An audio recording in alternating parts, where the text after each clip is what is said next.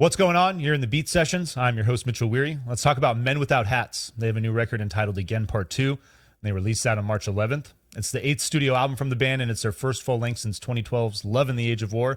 However, as you might have guessed, this album follows up a nice little EP entitled Again Part 1. They put that out in September of last year. A great way to mark their return to music. It's their first original material in almost a decade.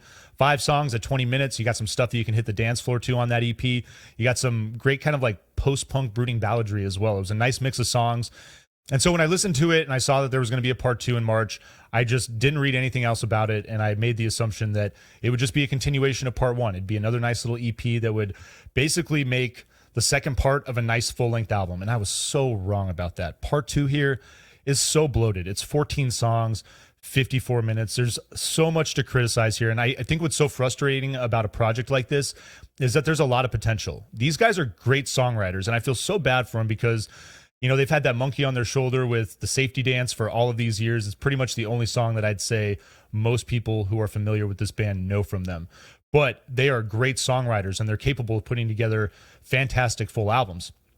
And this record, there's so many songs where the melodies are great, the hooks may be great, but it just lacks in production and it lacked in focus. My other criticism, one of many on this thing, is like you have these antiquated, faded outros. I mean, and all of these things last 20 to 30 seconds, and they're on pretty much every single song on this record. And so you could probably just kill close to 5 minutes of runtime on this thing just by getting rid of those outros. So I found that kind of irritating. There's an intro that's just instrumental that's kind of filler. The theme from Summer of 72, your 7th track, feels like instrumental filler. In This World, another example of just filler. It's just this like weird minute and a half song that just, when you consider the structure and the complexity of a lot of these compositions, it just doesn't seem to fit. It just seems like it's burning time on this project. And so, like there's like 6 songs on this thing. I feel like if they had just stuck with If the World Should End Today, My Love, When Does the Love Begin, Just Another Day, Heaven, and Nancy's Room, I feel like if they had just stuck with those songs and made another EP, and part 1 and part 2 could have just completed this album, they would have been better off. But alas, we have this whole thing. And those songs that I mentioned, I think they're worth listening to. And if you're a big fan of the band and you want to check this out, I'd say go for it. But, I would maybe just pick those 6 songs. And if you like those, run with it and see what you think of the rest. But it opens up with that intro. Then we get this second track, The Love Inside Your Heart, and it leads into All Into Stars. Those are your first 2 songs. And they are so obnoxious. Honestly, like the beats per minute, it comes at you. It's hitting hard. And both of these songs, when I listen to electronic music, I'm really picky about it in that I don't want it to sound electronic. And that might seem like an odd thing to say, but I know some people that are with me, they want it to be melodic, and then I know some people that's kind of like metal. Like some people just want to hear like their technical electronic music, which that just sounds like annoying video game noise to me, but whatever, to each their own. But I criticize these first couple songs because they're brutal to listen to. And All Into Stars, it's got this Streets of Cairo electronic sample. That's the Snake Charmer dance song that, like, it's so ubiquitous and you've heard it so many places for so many years now that I think a sample like that is really annoying. It reminds me of when Train used Heart and Soul for that really crappy song that they wrote. I can't even think of the title of it, but it sucks. And it sucks because that melody, I think subconsciously everybody realizes like, they've never heard it in a good way. It's the first song that every kid learns on the piano, and you're just used to this melody being butchered by a 5-year-old all the time. So no, I don't want you to throw it into some pop song and try to make it better. So I'll criticize that song for that reason. If it leads into If the World Should End Today, we finally get, the band hitting their stride on this song. And I really like this song. It's got a great hook.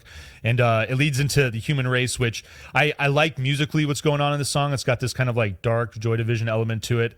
But another example of like the lyrics on this song, the lyrics on this album in general are not great, in my opinion. And this song, you listen to it thematically, what it's going at, and it just feels like it's trying way too hard. My Love, your 6th song, love the hook. Great up-tempo track. It's got great synths and keyboards, and really just a nice a nice addition to this record. It leads into that theme from 72, which is just filler. When Does Love Begin? Another nice song. I love the congos. It's got this kind of like disco guitar intro. It's like disco funk meets 80s electronic music. But this is another example of a song. This song is like almost 6 minutes long, and it doesn't need to be by any means at all. I wish they would have done a better job with production on that particular track, but I think overall the music on it is quite incredible. And another example is Just Another Day. Same thing here. Like, I dig the change of pace. It's got this nice dreamy feel to it, but it's so long, and I just think it drags out to a degree that is detrimental to the song.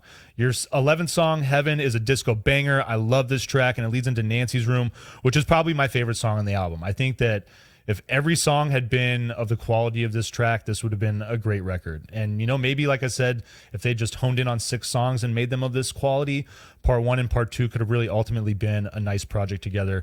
My own advice is, it sounds like Till There Was You, the melody does, honestly. There's really a couple moments on this album where I couldn't find songwriting credits, but I think there's some credit due to some people for some of the stuff that they're putting together on this thing.